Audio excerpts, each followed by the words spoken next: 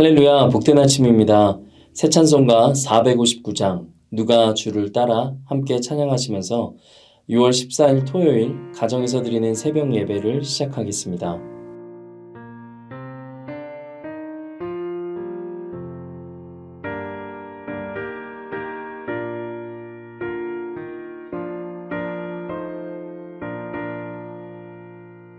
누가 주를 따라 섬기려는가 누가 죄를 떠나 주만 따를까 누가 주를 섬겨 남을 구할까 누가 주의 뒤를 따라가려나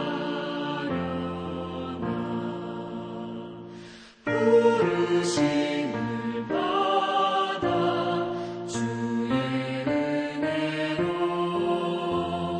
주를 따라가네 주만 따르네 세상 영광 위에 나름 아니요 크신 사랑이네 주만 따르고 주가 내려주신 은혜 힘입어 주의 뒤를 따라 힘써 일하네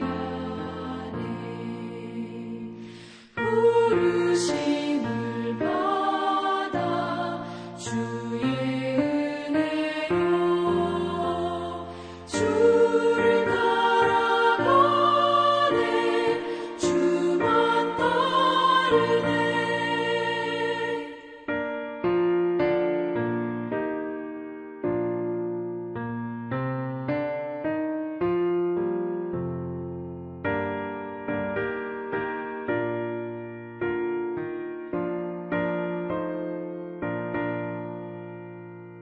환난 비방 많고 원수가 많아 주의 용사도 힘이 강하니 누가 능히 이겨 넘어뜨리랴 변함없는 진리 승리하리라 기쁜 찬송하며 주의 은혜로 주를 따라가네 주만 따르네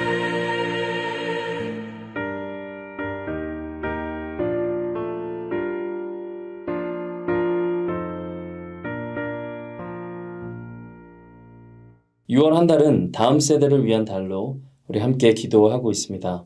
오늘은 ANC와 ANCC가 긴밀히 협력하고 주님 안에서 사랑으로 하나 되어 다음 세대를 준비하도록 이 기도 제목으로 함께 기도하며 나아가겠습니다. 기도하시겠습니다. 참 좋으신 하나님, 6월 한 달간 우리 다음 세대를 위해 기도하는 시간 갖게 하시니 감사합니다. 지난 29년간 우리 ANC 교회에게 부어주신 은혜가 ANCC 교회에도 흘러가게 하시고 주님 안에서 하나 되어 주님 오실 때까지 복음 증거의 일에 열심을 내는 교회가 되게 하여 주시옵소서. 우리 세대에게 허락하신 신앙의 유산이 다음 세대에게 잘 전수되게 하시고 우리의 자녀들이 또 다른 믿음의 자녀들을 낳고 또 낳게 하셔서 하나님의 뜻을 이 땅 가운데 세우는 하나님의 동력자들로 자라나게 하여 주시옵소서. 또 어제부터 시작된 예비 다락방장 훈련을 위해서 기도합니다. 프로그램이 진행되는 모든 시간과 순서마다 은혜를 부어주시고 다락방과 하나님 나라를 위해서 섬길 신실한 주님의 종들이 많이 세워지게 하여 주시옵소서. 이제 주님 주시는 말씀 듣기를 원합니다. 듣는 우리 모든 영혼을 깨우는 생명의 말씀이 되게 하시고 주님의 말씀에 순종하기로 결단하는 이 새벽 시간 되게 하여 주시옵소서. 감사드립니다. 예수님의 이름으로 기도드립니다. 아멘. 오늘 우리에게 주시는 말씀은 잠언 24장 23절에서 34절까지의 말씀입니다. 함께 읽겠습니다. 이것도 지혜로운 자들의 말씀이라 재판할 때 낯을 보아주는 것이 옳지 못하니라. 악인에게 내가 옳다 하는 자는 백성에게 저주를 받을 것이요 국민에게 미움을 받으려니와 오직 그를 견책하는 자는 기쁨을 얻을 것이요 또 좋은 복을 받으리라. 적당한 말로 대답함은 입맞춤과 같으니라. 내 일을 밖에서 다스리며 너를 위하여 밭에서 준비하고 그 후에 내 집을 세울지니라. 너는 까닭 없이 내 이웃을 쳐서 증인이 되지 말며 내 입술로 속이지 말지니라. 너는 그가 내게 행함같이 나도 그에게 행하여 그가 행한 대로 그 사람에게 갚겠다 말하지 말지니라. 내가 게으른 자의 밭과 지혜 없는 자의 포도원을 지나며 본즉 가시덤불이 그 전부에 퍼졌으며 그 지면이 거친 풀로 덮였고 돌담이 무너져 있기로 내가 보고 생각이 깊었고 내가 보고 훈계를 받았노라. 내가 좀 더 자자 좀 더 졸자 손을 모으고 좀 더 누워있자 하니 내 빈궁이 강도같이 오며 내 곰핍이 군사같이 이르리라. 아멘. 오늘은 하나님이 기뻐하시는 지혜로운 사람이라는 제목으로 하나님 말씀 증거하겠습니다. 오늘 본문은 지혜로운 사람의 특징을 두 가지로 말하고 있습니다. 먼저는 정직이고 다음으로는 성실입니다. 정직에 대해서는 23절부터 26절 그리고 28절과 29절이 알려주고 있습니다. 23절, 24절, 또 28절을 읽어보겠습니다. 이것도 지혜로운 자들의 말씀이라 재판할 때에 낯을 보아주는 것이 옳지 못하니라.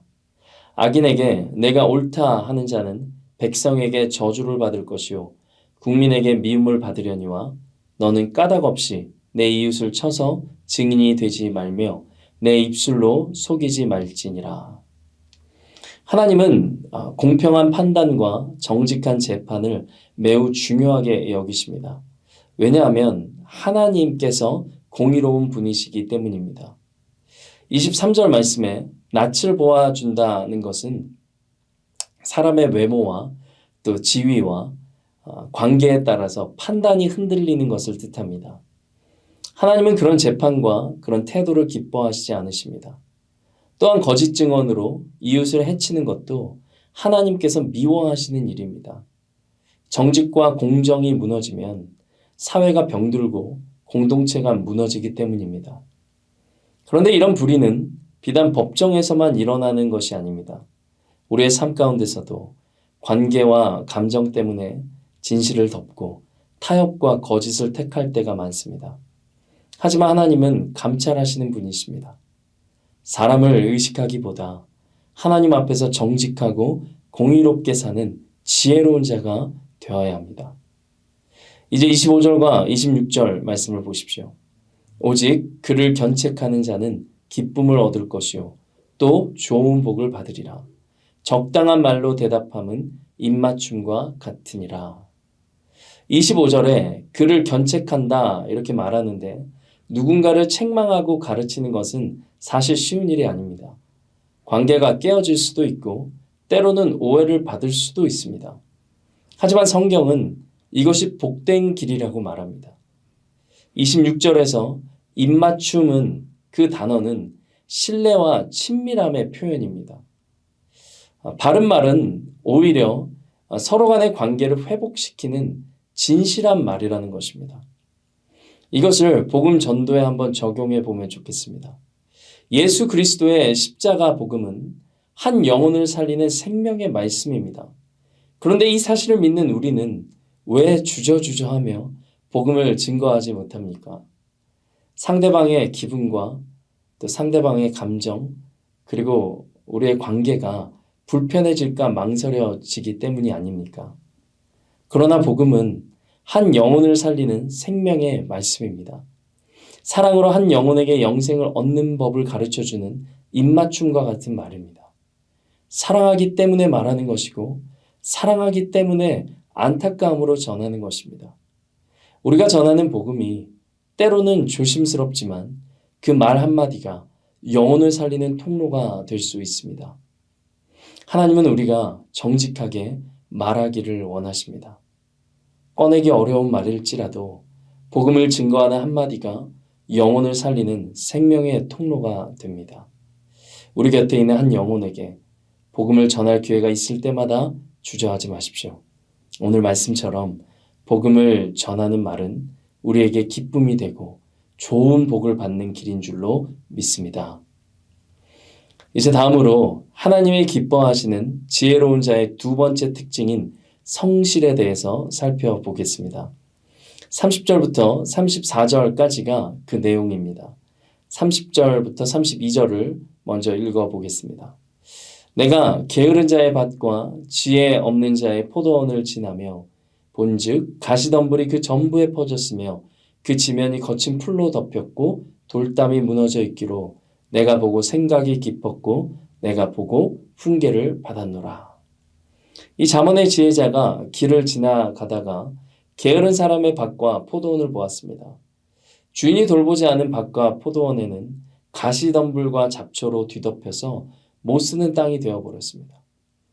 이 담장도 돌담도 무너져 버려서 밭과 포도원의 경계가 흐트러진 상태가 되었습니다. 이를 통해 훈계를 받은 이 지혜자는 33절 그리고 34절로 이렇게 말합니다. 내가 좀 더 자자, 좀 더 졸자, 손을 모으고 좀 더 누워있자 하니 내 빈궁이 강도같이 오며 내 곰핍이 군사같이 이르리라. 기독교 전통에서는 게으름으로 표현되는 나태를 7대 죄악 중에 하나로 분류합니다. 이 게으름은 단순히 느리거나 잠을 많이 자는 문제가 아닙니다. 게으름에 해당되는 헬라어 아케디아는 이 돌봄의 결핍을 뜻합니다. 즉 자신과 주변 돌보기를 거절하고 자기에게 부여된 모든 책임을 내려놓으려고 하는 것을 뜻합니다. 이 헬라어 단어의 뜻을 생각해 보면 게으른 사람이라는 것은 아무것도 하지 않는 사람이 아닙니다. 정작 자신이 해야 될 것을 하지 않고 하지 않아도 될 것에 분주한 사람을 뜻합니다. 우리는 종종 바쁜 삶을 성실함으로 착각할 때가 참 많습니다. 아이철치 시대 7가지 치명적인 죄악이라는 책에서 저자는 게으름에 대해 속도가 아닌 중대함의 문제라고 표현합니다. 여기서 중대함은 우선순위의 문제입니다. 중요한 것은 오늘 이 메시지를 우리의 영적인 삶에 적용해 보는 것입니다. 우리의 삶은 어떻습니까? 겉으로는 바쁘게 신앙생활을 하는 것처럼 보이지만 정작 하나님 앞에서의 회개, 하나님 앞에서의 기도, 하나님 앞에서의 말씀을 읽는 경건생활, 그리고 복음 증거, 하나님과의 친밀함은 방치되어 있지는 않습니까? 먹고 사는 것만이 인생의 전부가 아니라는 것을 우리는 알고 있습니다. 마태복음 4장 4절로 사람이 떡으로만 살 것이 아니요 하나님의 입으로부터 나오는 모든 말씀으로 살 것이라 예수님께서 우리에게 알려주셨습니다. 지혜로운 사람은 자신의 영혼을 돌보는 데 게으르지 않는 사람입니다. 자신의 믿음을 돌보는 것을 우선순위로 두는 자가 하나님이 기뻐하시는 지혜로운 사람인 줄로 믿습니다. 혹시 지금 저와 여러분의 마음밭이 가시덤불에 덮여 있지는 않습니까? 돌보지 못한 영혼의 담장이 무너져서 하나님과 세상과의 경계가 희미해져 버린 상태는 아닙니까? 오늘 이 말씀 앞에 다시 우리의 우선순위를 바로 세우면 좋겠습니다. 성실함으로 영적인 일을 우선순위에 두는 지혜로운 자들 되시기를 주님의 이름으로 축복합니다. 말씀 맺겠습니다. 하나님이 기뻐하시는 지혜로운 사람의 2가지 특징을 살펴보았습니다. 첫째는 정직입니다. 하나님 앞에 정직하고 공의롭게 사는 삶입니다. 둘째는 성실입니다. 영적인 삶을 우선순위에 두고 자기의 영혼을 부지런히 돌보는 태도입니다. 이 2가지를 마음에 새기고 하나님이 기뻐하시는 지혜로운 자로 살아가시기를 주님의 이름으로 축복합니다. 오늘 말씀 들은 거 생각하시면서 함께 기도하겠습니다. 참 좋으신 하나님, 오늘 우리에게 하나님이 기뻐하시는 이 지혜 2가지를 알려주시니 감사합니다. 하나님의 성품을 따라 정직하고 공의롭게 사람들을 대하는 삶을 살게 하시고 우리의 영혼을 날마다 성실하게 갖고 가는 자들이 되게 하여 주시옵소서. 그래야 우리 곁에 많은 이들을 주님께로 또 옳은 대로 돌아오게 하는데 쓰임받는 지혜자들이 되게 하여 주시옵소서. 오늘 여러 가지 기도 제목을 갖고 하나님 앞에 나아가는 이들이 있습니다. 이들을 긍휼히 여겨주시고 하나님께 올려드리는 기도마다 응답받는 놀라운 역사가 있게 하여 주시옵소서. 감사드립니다. 예수님의 이름으로 기도드립니다. 아멘. 네, 이제 갖고 계신 기도 제목들 갖고 주님 앞에 나아가겠습니다. 복된 하루 되시기를 바랍니다.